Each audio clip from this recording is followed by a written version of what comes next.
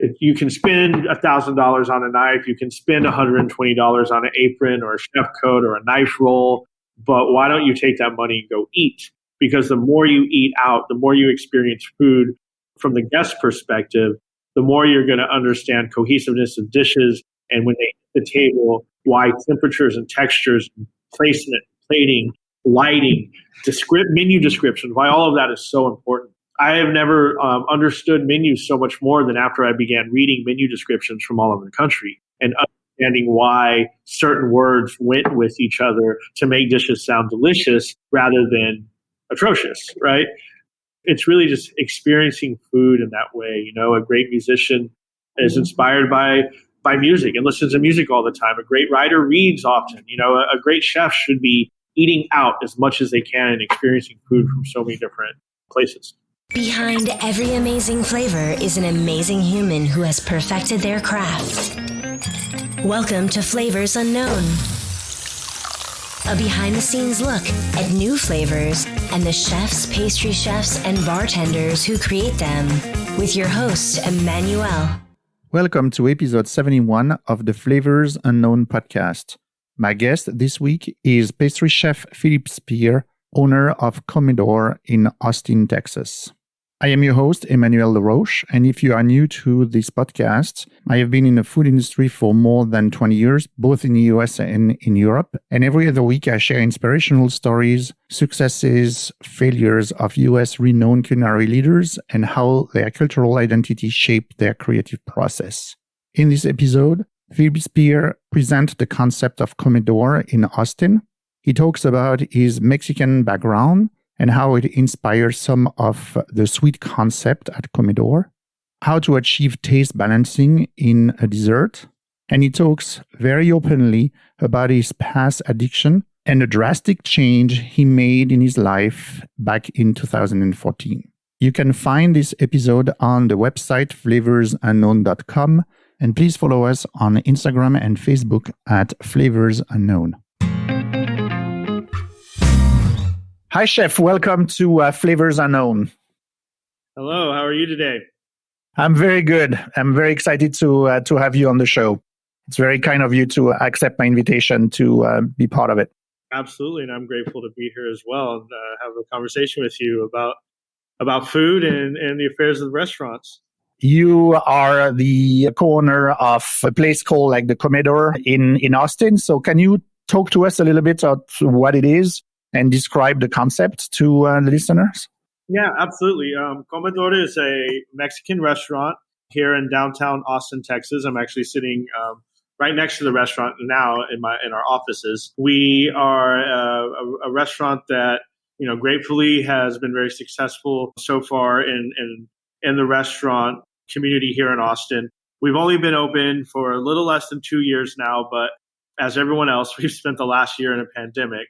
So it's been a very interesting time to be open and to spend half of our young life in a pandemic.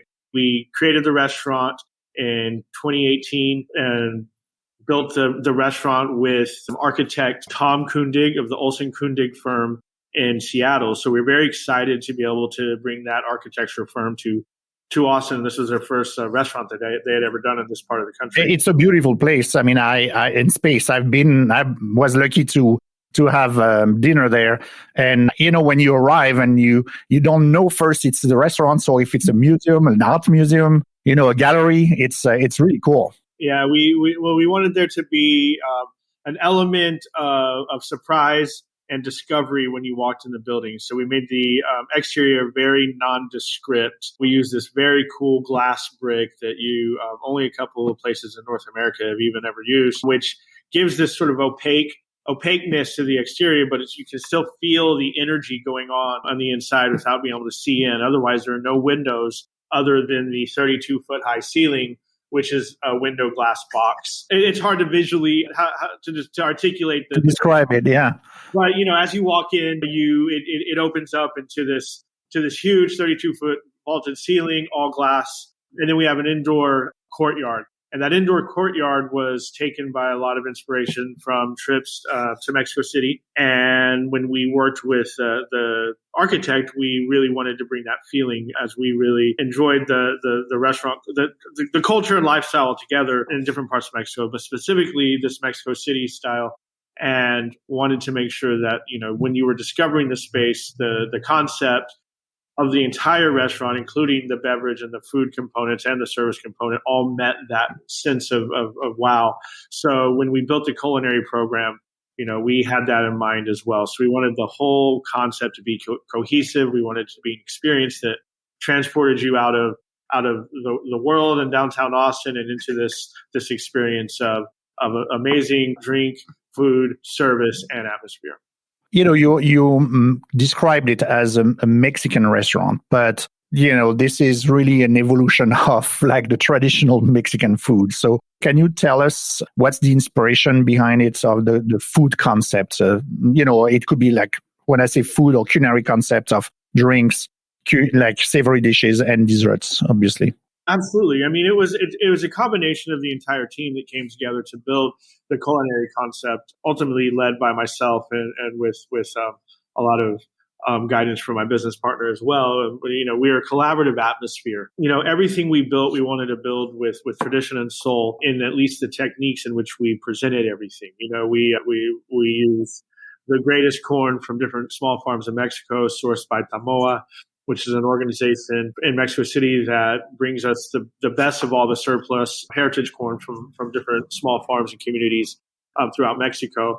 We mix them in-house. All of our processes are done in a very traditional ways.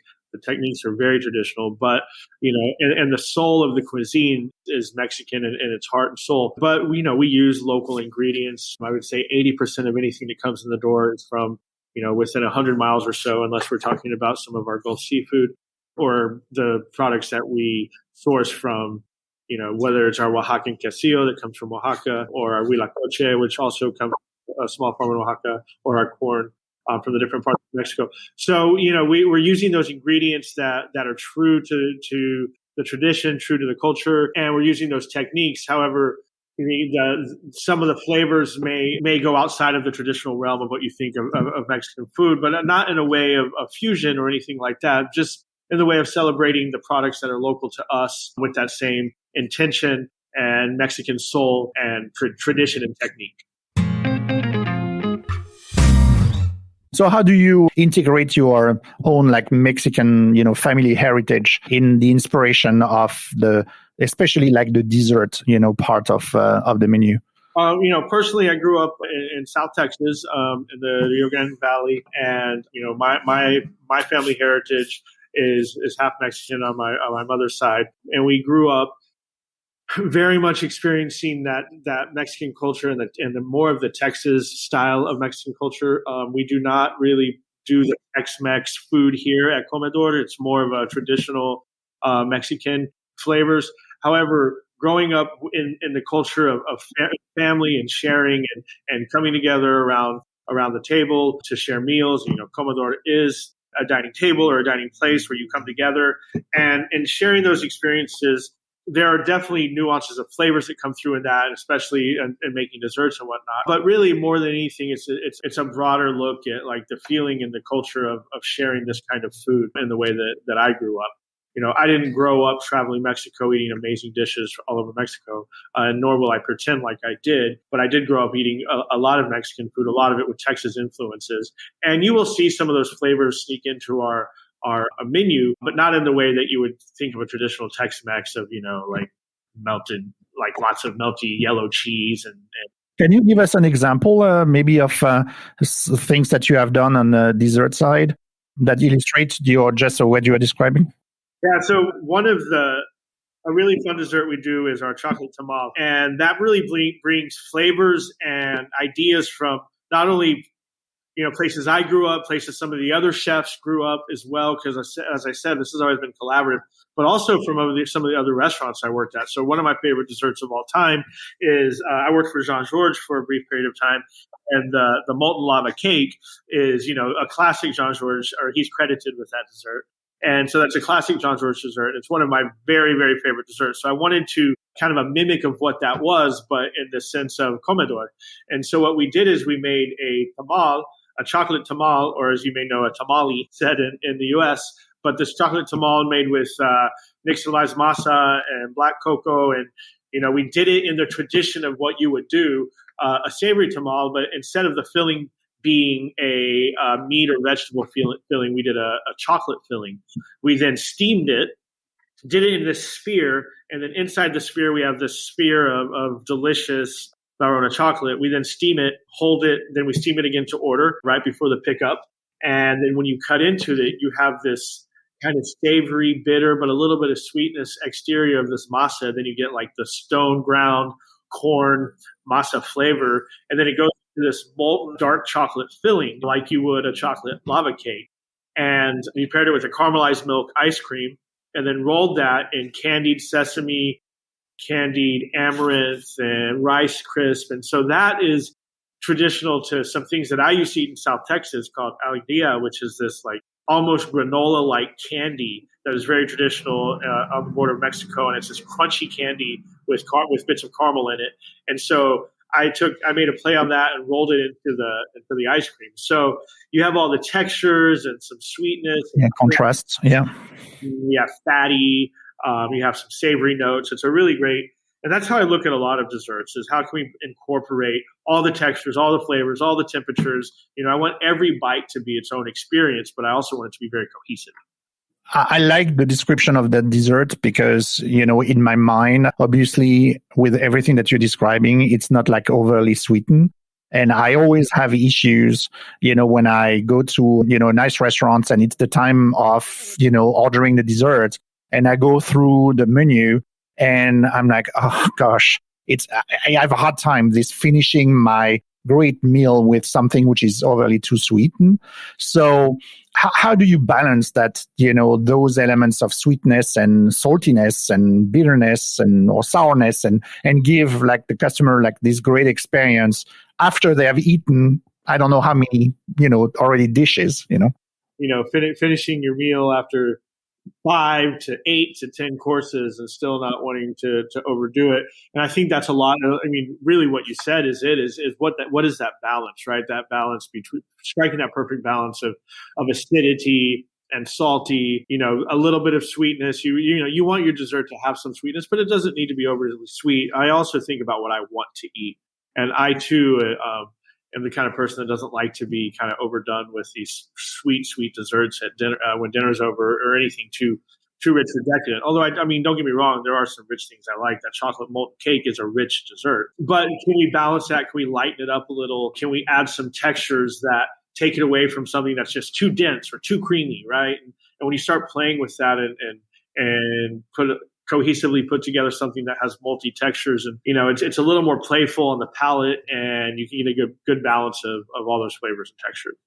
How do you think about dessert on the spectrum of from sweet to savory? And do you have any examples in your career where you are incorporating savory ingredients in your pastries or or dessert?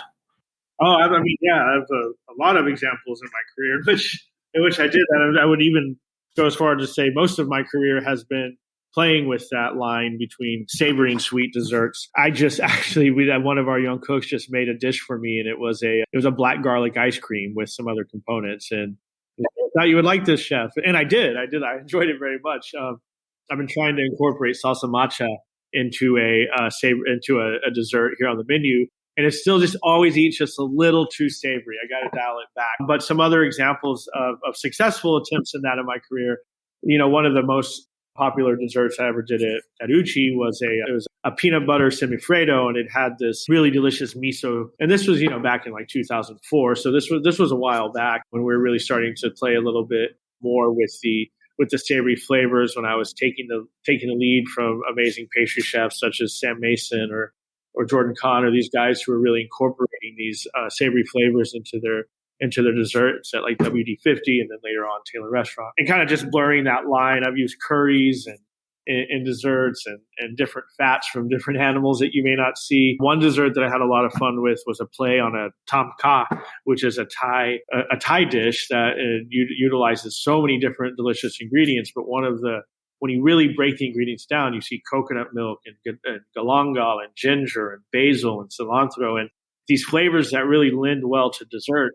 If you think about them in the right way, lime. And so I did a play on a tom kha that had this toasted rice sorbet with coconut milk and galangal and ginger and all these delicious flavors that went around a warm bowl of tom kha. So I just think there's so many ways that you can introduce the savory elements into dessert, but most of it comes from just inspiration of a dish. Like, oh, I really love this dish. Is there a way to make, what more can we do with it?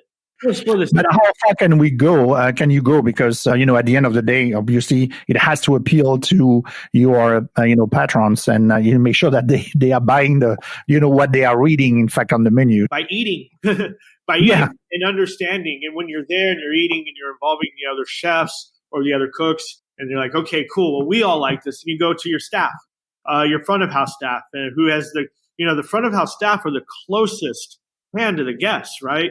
They the real feedback. When I, as the chef, especially as a chef, as a chef owner, when I walk up to a table and say, hey, how is your evening, sir, ma'am? They're all, most 9 times out of 10, they're going to tell me it's excellent, whether or not it is. However, they may tell one of the servers, well, I didn't really like this, or I didn't really like this. So they're the best feedback, and you really have to listen to that feedback as a great chef. So I then take it to them and see what their feedback is. And then, then maybe you have some regulars that you're like, hey, hey, regular customer of mine, would you like to try this dessert that I'm messing with? And then they eat it and they're like, oh, this is amazing. Or like, oh, what have you done here? So it's just really incorporating feedback and having that collaborative atmosphere. I think that's super helpful when you get a little bit too inside of your own head and start making dishes and thinking that they're amazing, but without getting other feedback, you may end up a little one note or a little bit out there entirely. That feedback's very necessary. It's collaboration. It's thinking from a guest perspective. I tell young cooks all the time, if you can spend $1,000 on a knife, you can spend $120 on an apron or a chef coat or a knife roll, but why don't you take that money and go eat? Because the more you eat out, the more you experience food from the guest perspective, the more you're going to understand cohesiveness of dishes. And when they hit the table, why temperatures and textures, placement, plating, lighting, menu descriptions, why all of that is so important. I have never understood menus so much more than after I began reading menu descriptions from all over the country. Why certain words went with each other to make dishes sound delicious rather than atrocious, right? And so it's really just experiencing food in that way. A great musician is inspired by music and listens to music all the time. A great writer reads often. A great chef should be eating out as much as they can and experiencing food from so many different places. Do you think this is more important for like the young cooks or young pastry chef to travel and stage at different places, in the country or around the world, instead of going to, let's say, culinary school, for instance, and spending a lot of money? What's your take on that? Absolutely. I personally did not go to culinary school. I have worked with many great chefs and cooks who have both gone to and not gone to culinary school. Either has different results, but I think if you have an opportunity to take $40,000 to $60,000 and travel and eat and experience food and stage, yeah, absolutely. But those days of staging like that are pretty much we're dwindling those days. It's not as much of a open practice as it used to be. And I also believe that people don't, on the ownership and chef side, unfortunately, I think there's some taking advantage of the situations. And then on the chef and cook side, I think on the cook side, I think there's not really understanding why it's important. So I think that we're kind of losing the magic of what a stage used to be and can be. But I don't know if we'll get that back. And that's okay. Eat out. You say we can't travel right now, and we shouldn't be spending much time in restaurants. We shouldn't be spending much time at all. But even if you don't have the money to travel, you can take a pretty interesting trip in your own city. I guarantee you there's dozens of restaurants you haven't tried that could show you an experience that you've never seen. And that's a fun, especially if you're in larger cities, taking a trip to another part of town you've never been in and eating some of those restaurants. One joke I always make to my kids is like, and when I say my kids, I mean my children, my actual children, but it's also other young cooks is like, when someone opens a restaurant, 9 times out of 10, they think it's because they have something that is amazing and someone has told them that it was great. So generally speaking, food that you get at a restaurant, somebody somewhere likes, right? Somebody has been inspired or encouraged to open a restaurant. And I'm not talking about chain restaurants that you see in every corner. I'm talking about a small restaurant that somebody's opened. Mostly they opened it because they have passion, love, and drive for what they do, and they've convinced people around them the same. All of those are worth experiencing, in my opinion. You may not like them all. And some may be awful. But for the most part, they've started with something that is important to somebody, whether it's a piece of their culture, a piece of their heritage, a piece of their family, and they've brought it to the public. Now, whether or not they've succeeded in execution of that is a different story. But I love experiencing all kinds of restaurants for that reason. So what compelled you to become a pastry chef? I mean, there's a few different stories that I tell. most of them pretty true. Like most of them pretty dialed in. I mean, they're all true stories, but which came first, I'm not exactly sure. The romantic story is that I grew up with some friends in Chicago. My mom moved to Chicago when I was pretty young, so we were still in South Texas with my dad. My mom was in Chicago, and I'd spend time up there. And there was a family, and the parents of the friends I was with, her father was a pastry chef, and it was an amazing life. It looked so glamorous from the outside, but also, we had other family friends who were in the restaurant business. My mom, she worked for a specialty foods company and sold chocolates and cheeses and other high end specialty oils and such to restaurants. And I kind of got a taste for the food and restaurant life early. I have a less traditional path of education. I did not pay much attention to the traditional schooling system. So, when I left my house at a young age, 16 to be exact, and moved to a different city, which was Austin, one of the only jobs that I could obtain was a job in a restaurant or a kitchen. And in that time, in that generation, which was the early 90s, that's generally who was in kitchens. It was people. There were chefs who had gone to culinary school, but most of the cooks and people who work in the kitchens it was pretty transient. There were people who were in the front of house. You had a lot of students. In the back of the house, you had a lot of dropouts and maybe even convicts, right? Because it was a job that it was very much a labor job at the time, but it was also a labor job that had artistic and passion and drive and had culture, and there was so much more you could do with it. And I think, through that time, you saw a real change in the restaurant industry.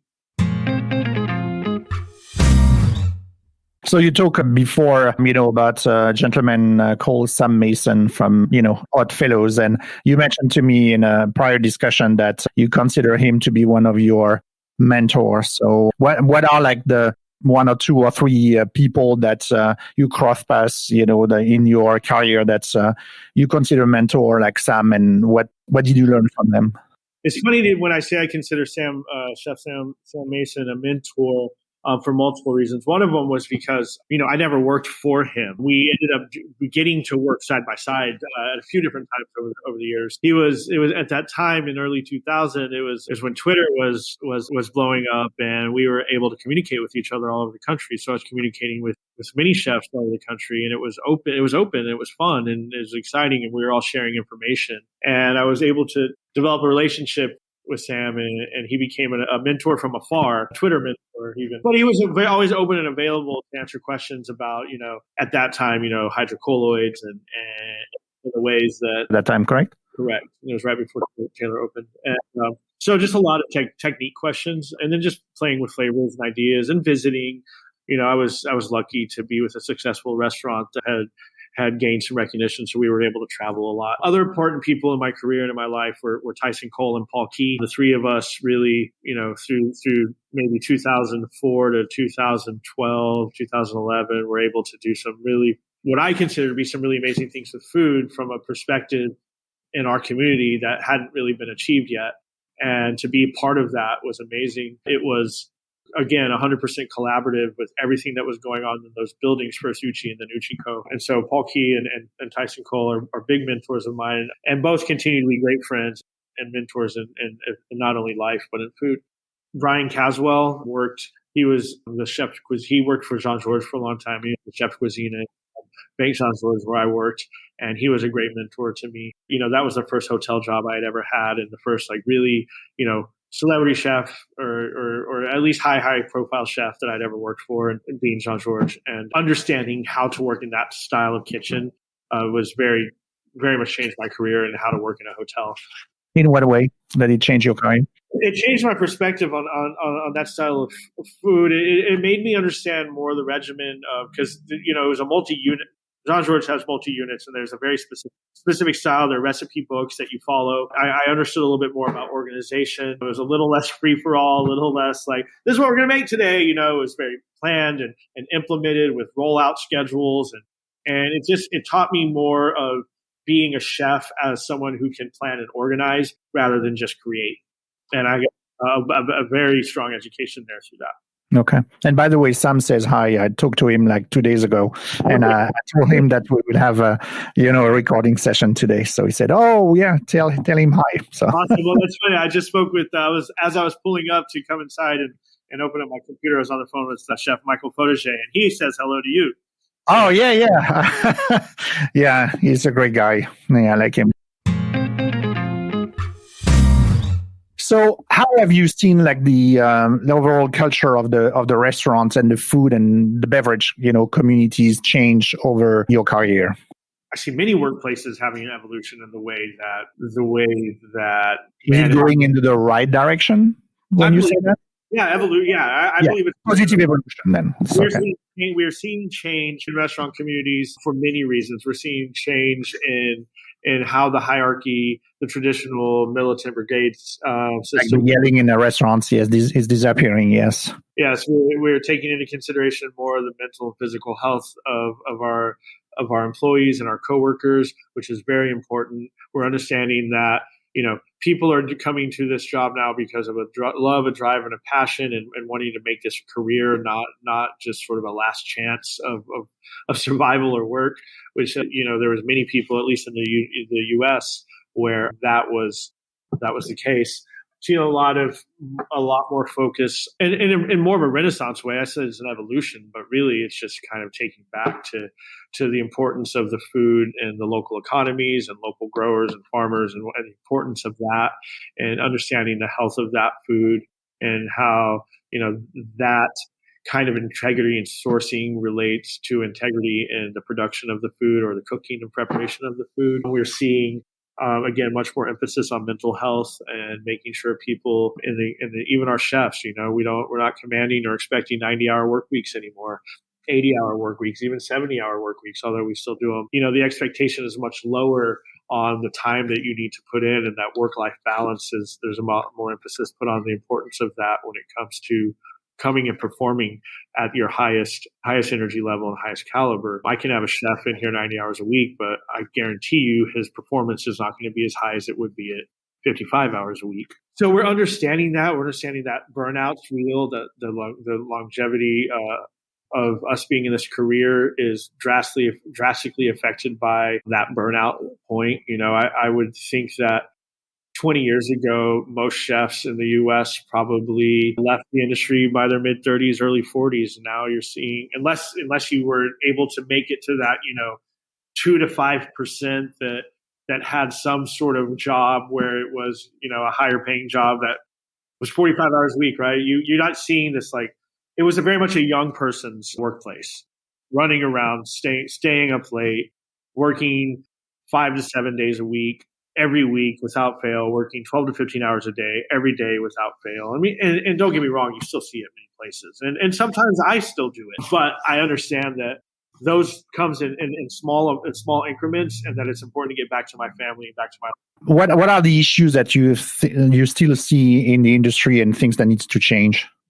Growth is slow. It's uncomfortable. Change is inevitable, but again, it's uncomfortable. And, I think that as owners and management and as peers, we need to understand to be that vulnerability is important and being able to open up and have really important conversations in our industry. It needs to be, if someone is not feeling physically up to the task or mentally up to the task, that should be said and not felt shame for feeling that way or saying something about it, which is what we used to do. We used to very much shame people into that. And I think that just having an awareness and openness is we need to continue to push that. That's where we can grow. And as we grow, that change becomes less uncomfortable. There's less of a discomfort there, and it's more embraced and celebrated. We should be celebrating the change in our industry, not being afraid of it. I think there's a lot of fear of it because the way that restaurants were built in the United States and set up and beyond, but mainly in the U.S., we're reliant on low wages and high labor output with low wages. And I think there's a lot of fear of looking at how we can do that differently because we're afraid that it won't work anymore. But if we do it collectively, it will work. But it takes time and openness to do so and a period of discomfort to figure that out. So you talked about the challenge and issues related to mental and physical health. So and you have obviously a very personal story. Would you mind to sharing it with us and what made you drastically change your life back in 2014, correct? October of 2014, I woke up, it was so textbook. Woke up in a ditch, literally. I had my fourth DWI. I was facing my fourth DWI conviction after I was driving while intoxicated, being woken up by a TV news cameraman, filming me waking up in this ditch while the police were looking for me for my overturned car in the middle of the freeway. I had flipped into a live gas, or in the freeway feeder.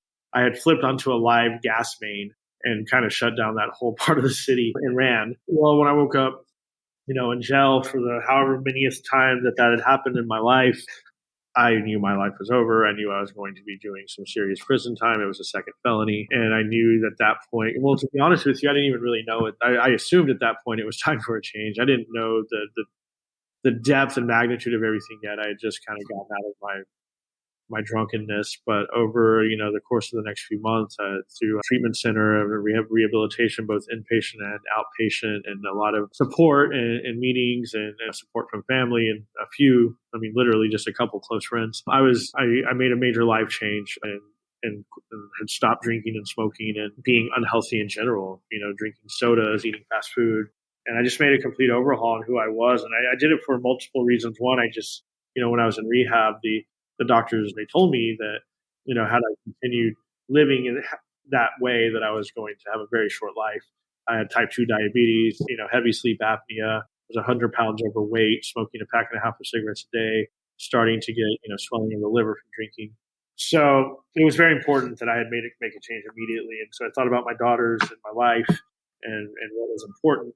Decided that that's what needed to happen. I also, with, full disclosure, and I'm pretty, I want to be really open about this, through some ego and vanity, I had to show the world that I could change, and that was part of it. That's not part of it today, but it is.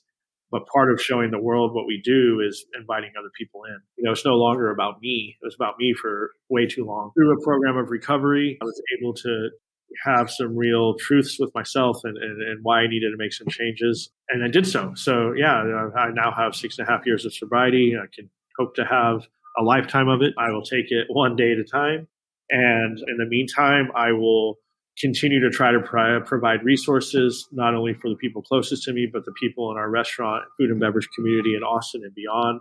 Other resources, if they would like to make changes in their lives, I will continue to model the behavior and be pretty fucking showy about it when I want people to come and try something different.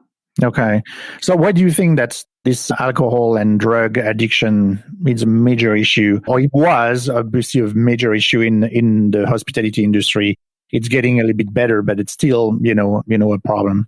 Yeah, I would say it's still a problem. I think there has been change, and I think that change has not only been in the restaurant industry and food and beverage communities, but I think that change is just societal. A lot of the younger, and I have some children, so I'm seeing this and hearing this. A lot of a lot of our youth are staying away from drinking a little bit more, but that doesn't mean they're not doing other stupid stuff. The restaurant in our profession, I have some pretty wacky beliefs about, whether or not we are codependent on the restaurant industry, or if the restaurant industry just attracts codependent people. And the food and beverage profession and community specifically, there are all sorts of reasons that you can attribute the behavior, whether it be the hours, not only the long hours typically, but the hours in which we operate, right? So we are working until 11 p.m., 12 p.m., 1 a.m. The access to activities when you get off work is limited, right? There's not a lot of open libraries and movie theaters at midnight. So what do? You go to a bar with your friends because you've just worked a busy service. And and everyone knows this story, right? This is nothing new. It's like, that's what you do. You have cash to burn. You have, there's the whole laundry list of excuses of why restaurant professionals are susceptible to heavy partying. But I think a lot of it has to do with, people who go in and they work the long hours and they dedicate their time and life to serving people and in the service and cooking for people and to that life of hospitality. It's a certain kind of person who has this openness to give. And when you're giving and giving and giving until you deplete yourself, you're trying to fill that with something else. And I think a lot of that is being filled with drugs and alcohol and acceptance and peers. And when everyone is going out and looking to nourish each other's souls with each other's souls, and that's generally happening around a bar or a picnic table with a crappy food truck and cigarettes and beers and shots, that's what you're going to go to because you're looking for that. You're looking for that fulfillment. So one thing that we're trying to do is create, new spaces for that fulfillment to be met, right? For those to be met, because we have those needs. We have those needs of our community. We are hospitable people. We do want to surround ourselves with like-minded individuals and people who have passions. So what's the alternative then? Like for us specifically, we created the Comedor Run Club, which is a new space, an all-inclusive space for people of all different athletic abilities that want to come and do something different and congregate and build community and camaraderie around something besides going to a bar. So we do it at 10 in the morning. So it's not super early, right? Most run clubs meet at 5 or 6 or 7 a.m. But it still allows people to get off work and get a little bit of rest. But maybe they go home and drink some water and say, hey, I'm going to hang out with my work friends, but I'm going to hang out with them while we run around the block. And you know what? To some people, that sounds awful. I totally get that. But that's one thing that we've done. There are other things you can do. We've also created yoga classes for service industry professionals to come and partake and hang out. Unfortunately, COVID has changed some of that, but we'll be back in-person yoga very, very soon. Ben's Friends is a great example of a network. Ben's Friends isn't a program of recovery. Ben's Friends is a network of people all over the country who have decided to be sober in the restaurant community, in their restaurant communities. And what we do is we meet and we talk and we hang out. And right now we hang out online. And that's what everyone's hanging out. So, 23 hours a week in which you can do so. There are 2 to 3 meetings every day, 7 days a week, where you can go and have communication, connection, network with other people in the food and service community that are going through similar struggles as you, right? Often when you're looking to, I don't want to hang out with this person. They don't know what it's like to be a chef. I don't want to go to AA. They don't, and I'm not saying that everyone needs to be sober. That is not my mission. My mission is not to make the restaurant community sober. My mission is to have people pay more attention to their physical and mental health and maybe make some healthier lifestyle decisions, thus allowing some time and space to start working on themselves and creating a little balance and boundary in what we want to give to the service and food and beverage community. We don't have to give it everything for it to be successful. We can make a living wage. We can have a balanced life. We can be healthy. We can hang out with each other outside of bars. We can connect with people across the country and talk about our struggles at work and how and why it can be different. And that's what I want to do, is create new spaces to do that, new spaces to fill that void that I think a lot of us have in the restaurant industry. I would like to pick up your brain. I always ask the guests coming on the show to share, with someone like me, like a foodie or home cook, how I can create maybe for you, a dessert that would have maybe like this modern Mexican influence? And what unique spin would you suggest, someone like me, make? Yeah, absolutely. I mean, there's so many ways you can, just with some of the ingredients you have at home and not saying, oh, you need to set up a whole pastry shop in your house. Doing things like taking tortillas and frying them lightly and tossing them with like cinnamon and sugar and maybe a little bit of, you can buy cans of dulce de leche, or you can make your own by reducing sweetened condensed milk and then putting different amazing in-season local fruits in there. And, just finishing that with maybe like a little bit of an herb like papalo or, epazote, like these, or hoja santa, like these really delicious Mexican herbal flavors that lend well to fruits and sugar. Something like that is something great. You can buy a sponge cake from, not even a sponge cake or a yellow cake from the grocery store, and then take that home and then take some of that sweetened condensed milk, or even I like to use like coconut milk and coconut cream and a little bit. I'm not vegan, so I'll put some milk in there as well, but create like a tres leches cake and get some, like, if you're using coconut milk, maybe use some more exciting flavors like mango or papaya, something a little more tropical, and then soak your cake for 4 to 6 hours in this milk mixture, and then fresh fruits, and then you could do like some meringue or some whipped cream or just maybe some vanilla ice cream and create like a tres leches style dessert using very easily procured, store procured ingredients. Just thinking about, what I like to do is just think about, okay, what is a traditional Mexican dessert? What can I do or flavor, and how can I duplicate that with things that are really accessible? There are many, many communities across the U.S. who have no access to Mexican food. Crazy when you start to travel up the Midwest and even some of the southern East Coast, and you go to stores and you don't see anything, and you can just kind of create mimic some of those flavors with, like I said, doing like dulce de leche and cinnamon. And Mexican chocolate is basically like flavors of almond and cinnamon and chocolate. You can melt chocolate and mix in like crushed almonds and some coarse sugar and cinnamon and bring that back together and create like a Mexican chocolate flavor. Make yourself like a hot chocolate and do some ice cream or some nice whipped cream in that. Those are some fun ways at home. You're making me hungry here. Recreate those flavors and experience a Mexican-inspired dessert that you can make at home. Okay, thank you. So I'm going to finish our conversation with a series of rapid-fire questions, if you will. Okay. So you and I are going on a tasting tour in Austin, and pretend that there's no COVID, obviously. What are like the 5 spots that you will take me to outside of, Comedor? Of course. 5 spots I would take you to. I would absolutely take you to Mix, which is my... can I name 5 taco spots? Is that?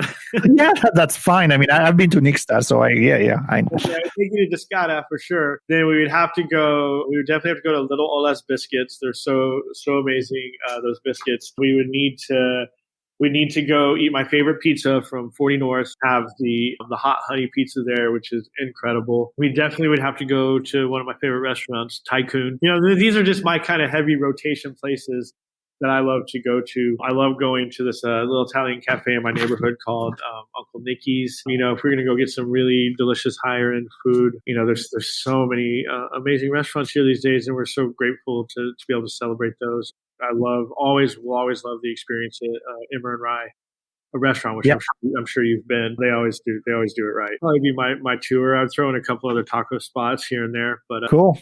What's your favorite guilty pleasure food? Burgers, for sure. Okay. I low key have a burger list that I keep updated in Austin, and so I'm always, I only do it once every few weeks, but I'll go have a burger and I'll seek it out, and I'm constantly ranking the burgers in Austin, and I have a pretty legit list right now. But if I could choose one tomorrow to go eat, and it was the last burger I was going to eat in Austin, I would go to Carpenter's Hall and have their burger there.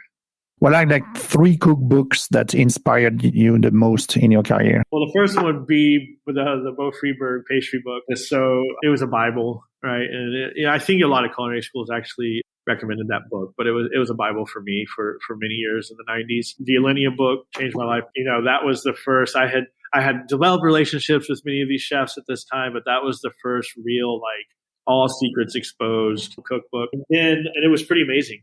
All the information was there. It was pretty intense. And then I would have to say Michel Bras, the one that I remember opening that book up in, I don't know, was it 1998, and just being blown away by the plating, the emphasis on the ingredients, procurement of ingredients, and how each vegetable is treated. And that to me was like the first, I had my pastry books, I had the Dessert Professional, etc.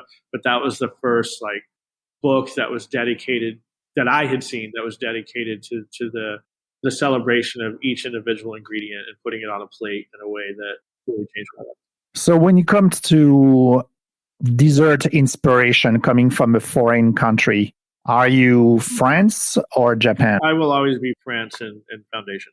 For pastry, for me, I mean, that is the foundation. And, I started my career working in scratch bakeries. I spent the first 5-6 years of my career really understanding how to bake and how to create pastries, how and why bread works, how and why laminates work. And that's really just the base for me. So, when you think about flavors and combination of ingredients and balance, it's for me, it's Japan, right? And it's more Asian food. But when you think about foundation of technique, it's always going to go to European and to France. Okay. Last one. What's your biggest pet peeves in the kitchen? I try not to get peeved in the kitchen anymore. And I know that sounds so terrible. I mean, that sounds so lame to say. Like, I don't want to be pet peeved in the kitchen anymore, but I try to look at problems and understand why they're happening. But the thing that I see the most that I want to change and fix is typically younger cooks and the understanding of how and why food is in front of them. I believe that most people walk into, the first few years they walk into a restaurant kitchen, they just expect to open a door and just see food and not understand what it takes to get that food into the walk-in. If I were to call it a pet peeve, it would be the education, the culinary education system, really teaching young culinary minds the importance of understanding where the food comes from. That way, when you're prepping the food for service, you're understanding how much of that ingredient needs to be used, what should be thrown away, how it should be respected, and why. And so that would be, I think, the biggest issue that I see that I would really like to change. Chef, thank you so much for your time. Thank you so much for sharing, all those experiences with us and being on the show. No, thank you so much. Thank you for reaching out. I'm happy we were able to do this. Thank you for listening today. I hope you enjoyed this episode with Philipe Speer, the pastry chef and owner of Comedor in Austin, Texas. Please do me a favor and share this episode with a colleague or a friend. My next guest will be Chef Dan Kluger from Loring Place in Manhattan. We will talk about flavors, taste balancing, and his new cookbook, Chasing Flavor. I see you in 2 weeks, and until then, remember that people who love to eat are always the best people. Thanks for listening to Flavors Unknown. If you enjoyed this episode, be sure to leave a review. Find the show notes at flavorsunknown.com. And if you want to join the Flavors Unknown community, search Flavors Unknown on Instagram and Twitter.